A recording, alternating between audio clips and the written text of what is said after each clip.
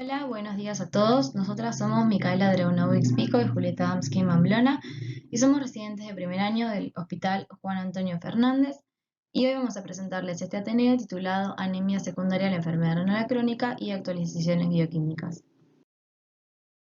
Primero vamos a hacer una pequeña introducción sobre la anemia en la enfermedad renal crónica, donde vamos a mencionar la epidemiología y la prevalencia de la enfermedad. Luego vamos a abordar la fisiopatología y el diagnóstico de la enfermedad junto con sus actualizaciones en el laboratorio, seguido por una mención del tratamiento del paciente. También haremos mención de un caso clínico que se presentó en nuestro servicio, en donde se implementaron las nuevas herramientas diagnósticas que se van a detallar más adelante.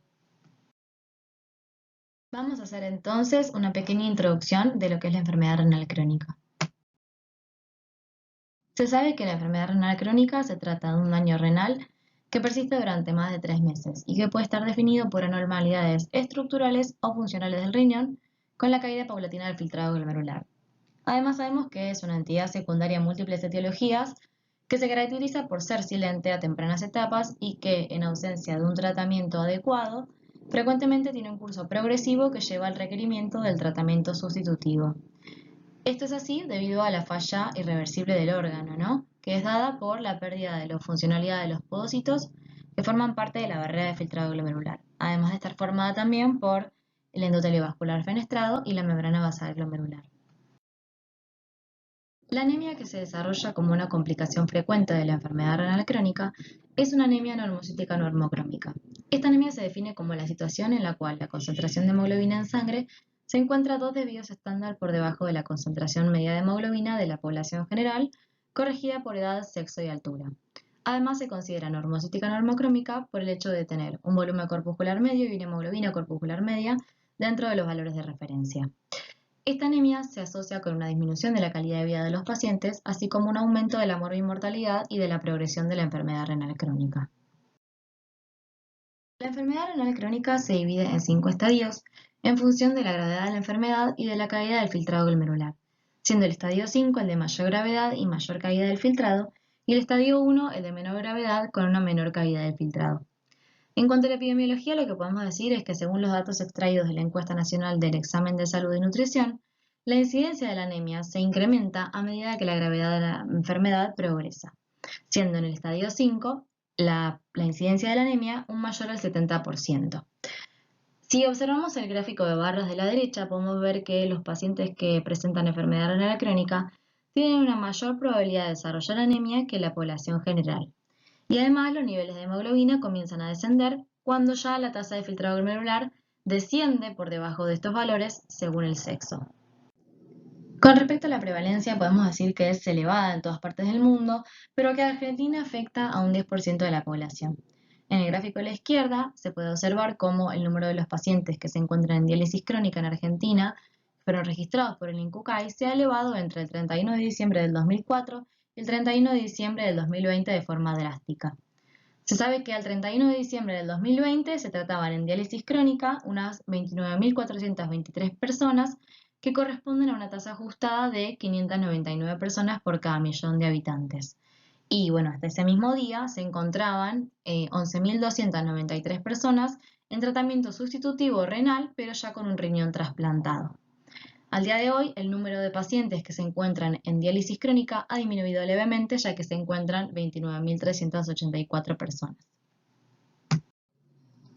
Como etiología de la enfermedad renal crónica en el adulto, podemos mencionar cuáles son las causas más frecuentes, que son la hipertensión arterial y la diabetes mellitus.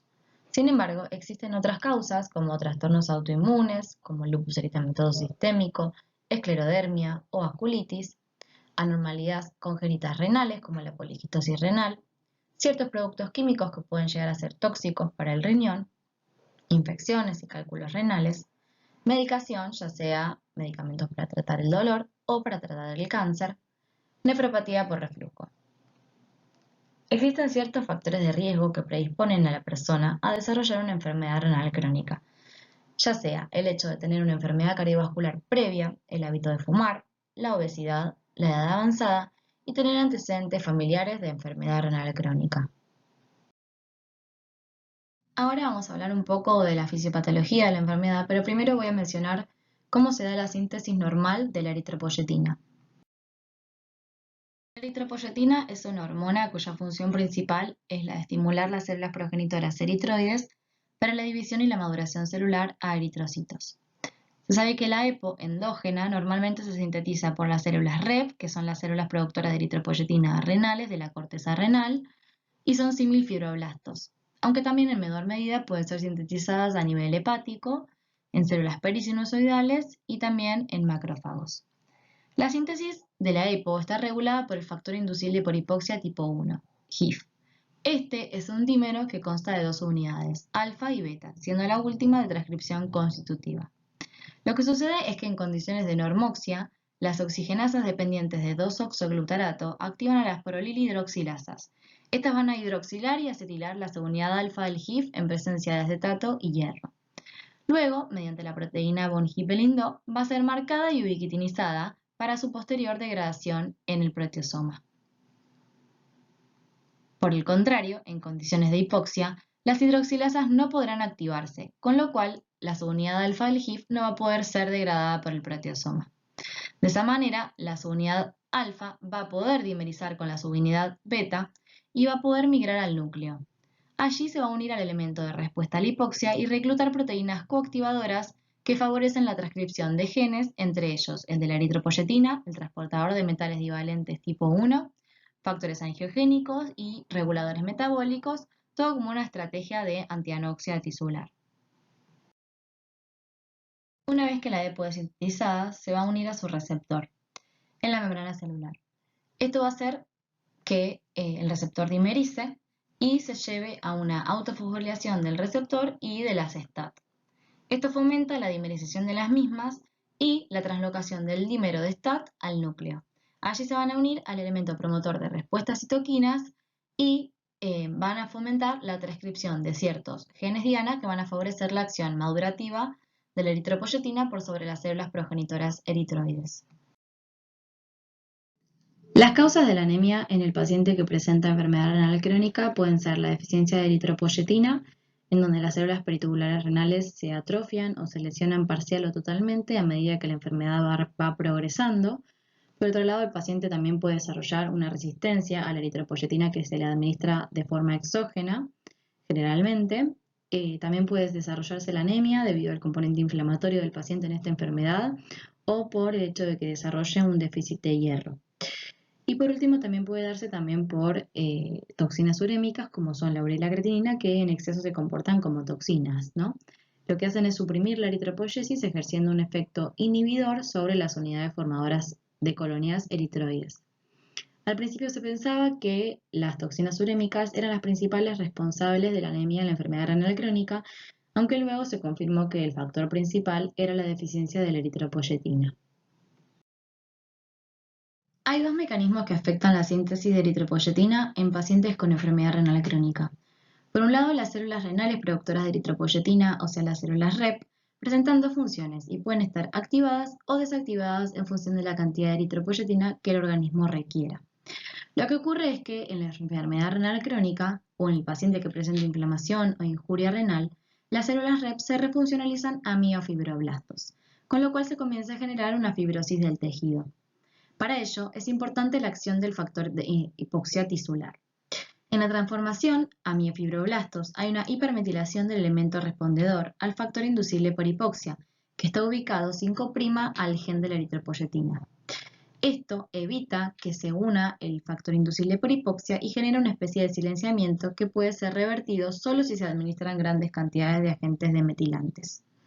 Es importante concluir que la disminución de la eritropoyetina no es en consecuencia de la fibrosis, sino que la precede, ya que estas células REP dejan de producir la hormona para poder generar la fibrosis. Por otro lado, lo que ocurre en la enfermedad renal crónica es una alteración en el sensado del oxígeno. Esto genera una hiperactividad de las prolilhidroxilasas que lleva a una hidroxilación de la subunidad alfa del HIF de forma constante. Esto hace que esta subunidad se degrade constantemente en el proteosoma y no pueda dimerizar con su subunidad beta. Al no poder dimerizar, no podrá migrar al núcleo ni fomentar la expresión de la eritropoyetina. En la enfermedad renal crónica existen componentes inflamatorios crónicos que llevan a una anemia. Existe un aumento en la concentración de citoquinas proinflamatorias como son el TNF-alfa, la interleuquina 6, interleuquina 1, interleuquina 22, interferón gamma, entre otras citoquinas. Esto lleva a una disminución de la eritropoyetina, una disminución de la eritropoyesis, una mayor eritrofagocitosis y como consecuencia lleva a un acortamiento de la vida media del hematín, ¿no? Por otro lado, se genera un disturbio en el metabolismo del hierro. ¿Por qué? Porque genera un aumento de la lepsidina, que es un reactante de fase agudo. Esta proteína es el principal regulador de hierro a nivel intestinal y a nivel macrofágico, ya que bloquea la absorción de hierro y bloquea la salida del hierro en los macrófagos. Esto también denominado como síndrome de secuestro de hierro. Y esto lleva a la disminución del hierro plasmático, que es el efectivo para la eritropoyesis, ¿no? Esto, sumado a una falla en los mecanismos compensatorios de la producción de glóbulos rojos, llevan a lo que es la anemia normocítica normocrónica. La anemia que se desarrolla por el déficit de hierro en la enfermedad renal crónica se da principalmente por una deficiencia funcional y no absoluta. Esto comprende el bloqueo parcial del transporte del hierro a la médula ósea y puede darse por diversos motivos. Por un aumento de pérdidas de hierro por vía gastrointestinal, por el tratamiento con eritropoyetina, que ya me voy a explayar más adelante, por una reducción de la ingesta nutricional del metal, por una mala absorción enteral, por menstruación o por hemodiálisis. El factor principal que lleva a la deficiencia de hierro en estos pacientes es la administración de agentes estimulantes de la eritropoyesis. ¿Por qué? Porque estos pacientes que se encuentran en enfermedad renal crónica, que están sometidos a diálisis, reciben un estímulo intenso de la actividad eritropoyética, que es inducido por este tratamiento, ¿no? Esto aumenta considerablemente la demanda de hierro, pero la movilización del metal desde los sitios de reserva no se realiza con la suficiente rapidez como para compensar esta demanda y lleva principalmente a una eritropoyesis deficiente en hierro con anemia. Esto ocurre incluso cuando los niveles de hierro de depósito permanecen normales o incluso cuando el paciente se encuentra bajo suplementación con hierro oral. Otro factor que contribuye a la deficiencia de hierro y a la anemia, propiamente dicha, es el hecho de que los pacientes que presentan enfermedad renal crónica tienen una reducción en la transcripción del transportador de metales divalentes a nivel intestinal, con lo cual lleva a una menor absorción intestinal de este metal. Para abordar la anemia en el paciente con enfermedad renal crónica es fundamental el rol del laboratorio de hematología, en el cual habitualmente se realiza un hemograma completo, un perfil férrico y el recuento de reticulocitos, donde voy a detallar más profundidad en la siguiente figura. Debemos recordar, como se mencionó previamente, que estos pacientes suelen presentar anemia normocítica normocrómica, pero en menor frecuencia puede encontrarse una anemia microcítica hipocrómica o anemia macrocítica. En la imagen que se observa a la derecha es un frotis que pertenece al paciente que vamos a presentar en el caso clínico, donde aparenta ser un frotis normal. Como biomarcadores tenemos los índices hematimétricos como el BCM y el RDW, que tienen como utilidad que van a permitir la clasificación de las anemias y que se encuentran en todos los autoanalizadores. Pero tienen como desventaja que en el caso del BCM va a estar también disminuida en las talasemias y el RW no es un parámetro definitorio, sino más bien orientativo. En el caso de una anemia por enfermedad crónica, el BCM inicialmente va a estar normal, pero a medida que progresa la enfermedad va a ir disminuyendo. Por otro lado, otro de los biomarcadores que habíamos mencionado en la filmina anterior eran los reticulocitos, que tiene como utilidad que va a permitir la clasificación fisiopatológica y funcional de la anemia, pero tiene como desventaja que es poco específica. Y en el caso de la anemia por enfermedad crónica, esta se va a encontrar disminuida. La hemoglobina reticulocitaria es uno de los biomarcadores novedosos que detallaré con mayor profundidad en las siguientes diapositivas. Sin embargo, para que lo tengan en cuenta, su utilidad es que va a reflejar rápidamente la deficiencia de hierro y, pero mejor dicho, tiene como desventaja que va a estar en pocos autoanalizadores, solamente en los de cuarta generación. Por otro lado, mediremos el perfil férrico, en donde la ferritina tiene como utilidad que va a reflejar los depósitos de hierro. Sin embargo, el hecho de tener una ferritina normal o aumentada, como en la anemia por enfermedad crónica, no se va a descartar una deficiencia de hierro, ya que tiene como desventaja que es un irritante de fase aguda y que se afecta por procesos infecciosos o inflamatorios. También mediremos el hierro sérico, que tiene como utilidad que va a indicar el hierro disponible para su uso en la médula ósea y otros tejidos, pero tiene como desventaja que se ve afectada por la dieta y también por infecciones. Y en la anemia por enfermedad crónica, esta se va a encontrar disminuida. Por otro lado, también mediremos la saturación de la transferrina, que tiene como utilidad que va a corresponder a la proporción de la transferrina unida a hierro, pero tiene como desventaja que va a depender del hierro sérico, entonces también se va a ver afectada por la dieta o por infecciones. En el caso de la anemia por enfermedad crónica, esta se va a encontrar normal o disminuida. Por último, mediremos TIBC y transferrina, que tiene como utilidad que va a reflejar la cantidad total de hierro circulante, pero tiene como desventaja que en ocasiones los valores se solapan entre pacientes normales y con deficiencia de hierro.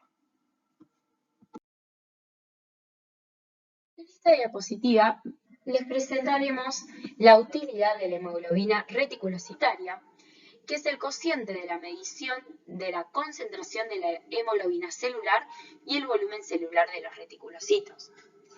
Sirve para el diagnóstico precoz y manejo de la eritropoyesis deficiente en hierro, antes de que se modifiquen el resto de los parámetros habitualmente medidos.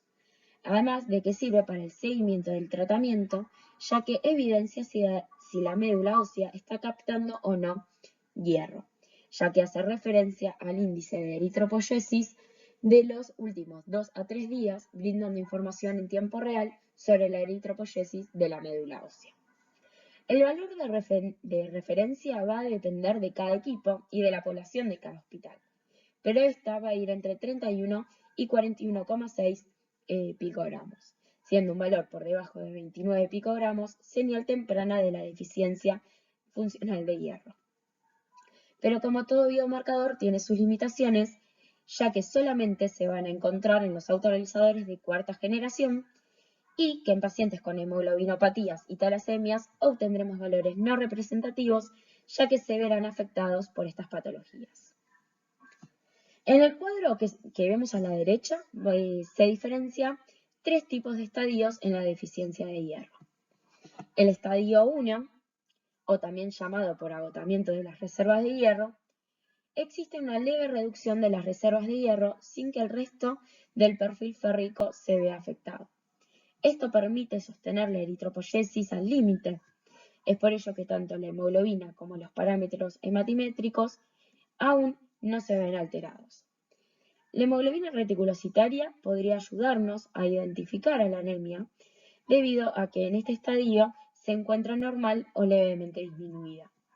En este estadio aún los pacientes no presentan manifestaciones clínicas. El estadio 2 ya comienza a verse alterado el perfil férrico.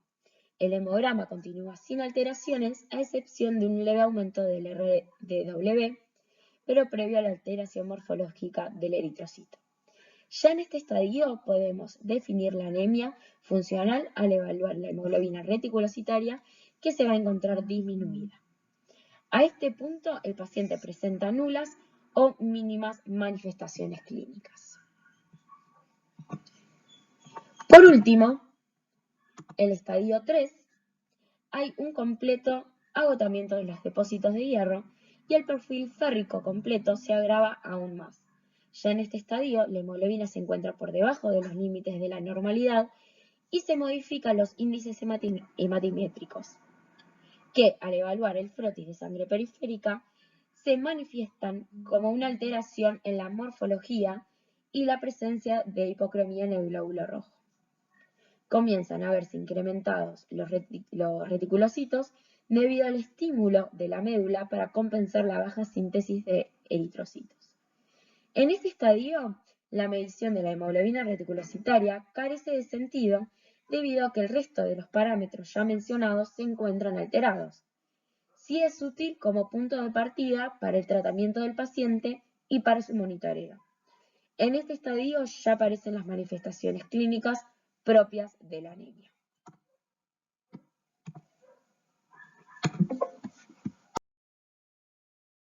En resumen, la hemoglobina reticulocitaria va a predecir la deficiencia de hierro, no se va a ver afectada por infección o inflamación, va a reflejar el estado del hierro en la médula ósea, sirve para el monitoreo de la terapia a los 3 a 5 días desde su inicio, tiene un excelente desempeño en pacientes con enfermedad renal crónica, se utiliza la misma muestra que el hemograma, que es sangre entera con octa, y va a permitir tomar decisiones más rápidas. Otro parámetro que mide los autoanalizadores de cuarta generación es la fracción de reticulocitos inmaduros, que hace referencia a la cuantificación de la fracción más joven de reticulocitos presentes en circulación periférica. Se pueden clasificar de dos maneras, en función de su madurez y en función de la fluorescencia que emiten. Dentro de la primera clasificación, lo dividimos en 4 grupos, siendo el grupo 1 el de mayor inmadurez y el de mayor cantidad de material reticular densamente agrupado, y el grupo 4 el de mayor madurez con menor cantidad de material reticular densamente agrupado, y el grupo 2 y 3 son de madurez intermedia. Fisiológicamente, el 60% de los reticulocitos pertenecen al grupo 4, 30% al grupo 3 y el resto al 1 y al 2. Por otro lado, tenemos la clasificación en función de su fluorescencia. En esta imagen a la derecha, observaremos que los de mayor fluorescencia, o HFR por fracción de reticulocitos de alta fluorescencia, son los de mayor inmadurez. Comparándolo con la clasificación anterior, pertenecerían al grupo 1. Luego, los de media fluorescencia, o MFR, son los de madurez intermedia, perteneciendo al grupo 2 y 3 de la clasificación anterior. Estas dos fracciones, la de media y alta fluorescencia, pertenecen al IRF o fracción de reticulocitos inmaduros.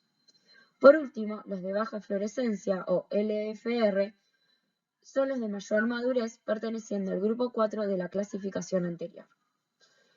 En presencia de factores que estimulan la eritropoyesis, aumenta la producción de reticulocitos, se acorta el tiempo de permanencia en médula ósea y se incrementa la fracción de reticulocitos inmaduros en circulación. Esto se fundamenta por la detección del ARN por unión de un fluorocromo y por la medición del tamaño por dispersión de la luz frontal emitida por un láser de argón. Tiene una gran precisión, exactitud y reproducibilidad, y hay una gran variedad de reactivos con diferente sensibilidad de unión al ARN y a otros componentes celulares. Pero como mencioné previamente, pocos autoanalizadores tienen disponible esta funcionalidad. Tiene algunas interferencias que están detalladas aquí abajo, y por último la imagen que observamos a la derecha, se puede observar que los puntos de color amarillo hacen referencia a la fracción de reticulocitos de alta fluorescencia. Los de color rojo hacen referencia a los de media fluorescencia y los de color fucsia hacen referencia a los de baja fluorescencia. En color azul van a hacer referencia a los glóbulos rojos y los de color verde a las plaquetas. El tratamiento de elecciones de estos pacientes son los agentes estimulantes de la eritropoyesis y el hierro. Según las normas CADIGO, se recomienda la administración de agentes estimulantes de la eritropoyesis en pacientes con enfermedad renal crónica que tienen una hemoglobina menor a 10 gramos por decilitro, una saturación de la transferrina mayor a 25% y una ferritina mayor a 200 nanogramos por mililitro. Esto tiene como objetivo terapéutico llegar a una hemoglobina mayor a 11 gramos por decilitro. Su beneficio es que esto disminuyó el requerimiento transfusional, aumentando la calidad de vida de los pacientes. Los agentes estimulantes de la eritropoyesis que se encuentran en el mercado son los siguientes. La epoetina alfa, o también llamada eritropoyetina recombinante humana, es la de elección y su vía de administración se recomienda de forma subcutánea, ya que con una menor dosis se llega a un mismo objetivo terapéutico que vía intravenosa. También tenemos la darbepoetina, la cera, que es el activador continuo del receptor de la eritropoyesis, y activadores de la HIF e inhibidores de la prolihidroxilasas que no se encuentran en la Argentina. Pero estos pacientes, ¿los vamos a medicar con hierro o no? Según las normas CADIGO, se recomienda la administración de hierro en pacientes que tienen enfermedad renal crónica con una saturación de transferrina menor o igual al 25% y una ferritina sérica menor o igual a 500 nanogramos por mililitro.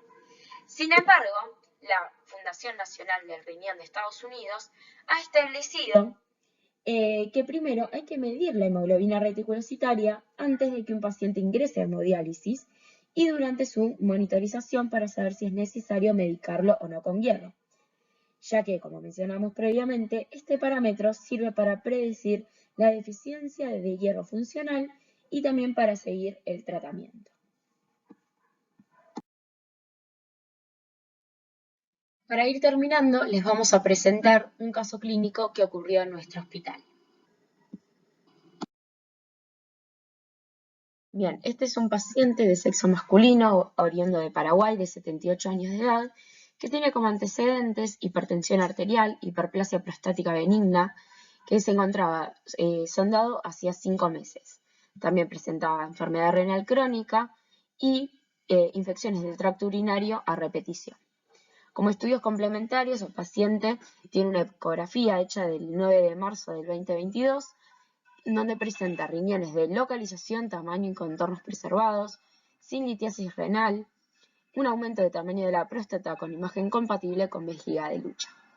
No se palpan nódulos en la próstata y además tiene un resultado del PSA de junio de este mismo año de 2,64 nanogramos por mililitro, siendo un valor normal. El 29 de junio, el paciente concurre al hospital por un cuadro de fiebre y malestar, acompañado con deshidratación. Por este motivo se le realizan hemocultivos y un análisis de rutina donde se observa una anemia normocítica normocrómica con parámetros renales afectados e hipercalemia. El día 3 de julio, el paciente se le notifica por infectología por obtener hemocultivos positivos con Citrobacter frondi y por este motivo regresa al hospital. Se le realiza nuevamente un análisis de rutina en el cual se observa que el paciente no solo continúa con anemia, sino que se agravan los parámetros renales y se incrementan los niveles séricos de potasio. En base a eso, se decide internar al paciente y se le coloca un catéter para una posterior hemodiálisis. Ese mismo día se realiza un perfil férrico obteniendo los siguientes resultados. Se observa un hierro disminuido debido a la infección que está cursando el paciente, lo cual genera una anemia por procesos crónicos. La reducción en los niveles de la saturación de transferrina se dan por la ferremia disminuida. El resto de los parámetros se encuentran dentro de los valores de referencia.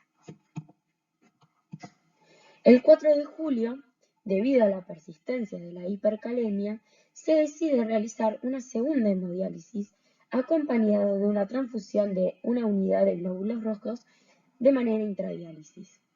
Además, el paciente comienza con tratamiento con hierro vía oral trisemanal. Pasado el tiempo correspondiente luego de la transfusión, se le vuelve a realizar un hemograma donde observamos que tiene una leve mejora respecto al día anterior pretransfusión.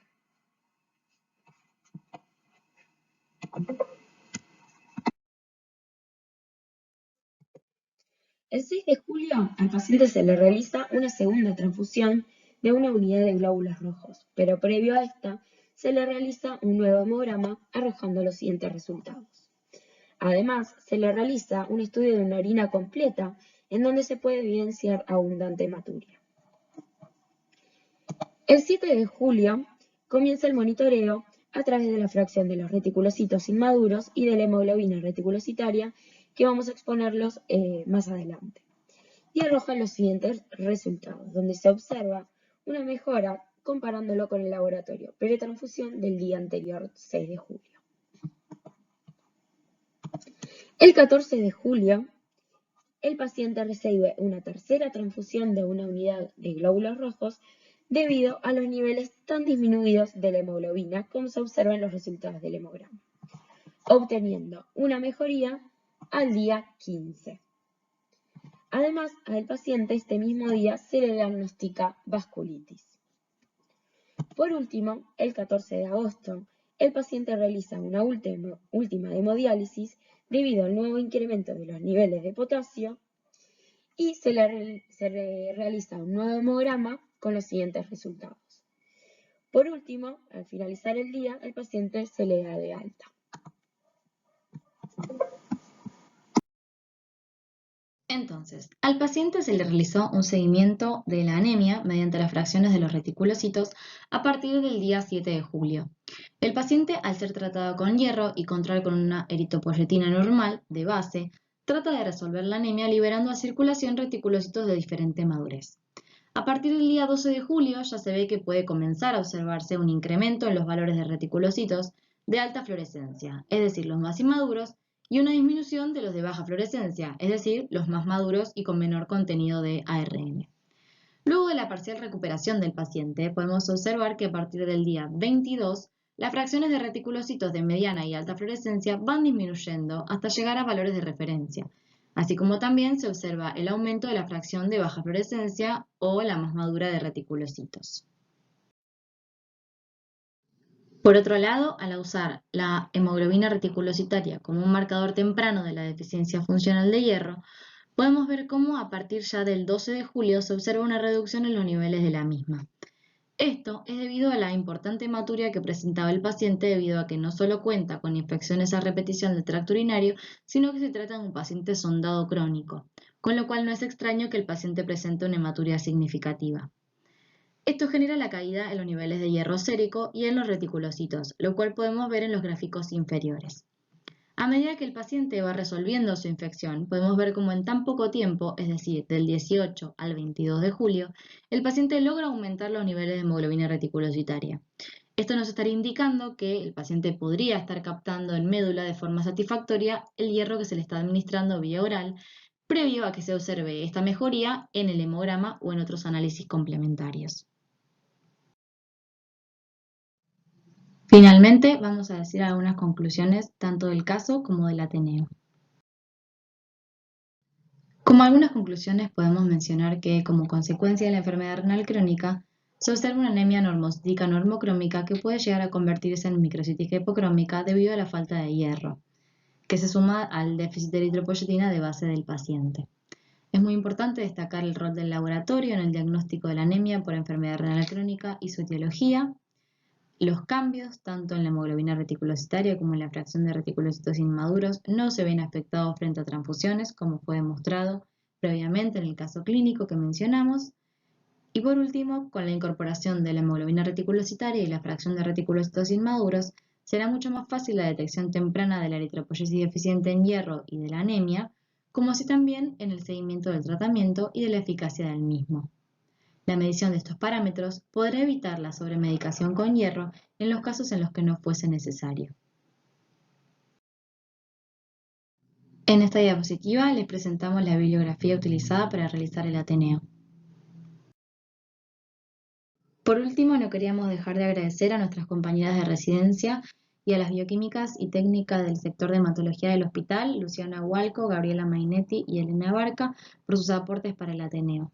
Muchas gracias a todos ustedes por escucharnos.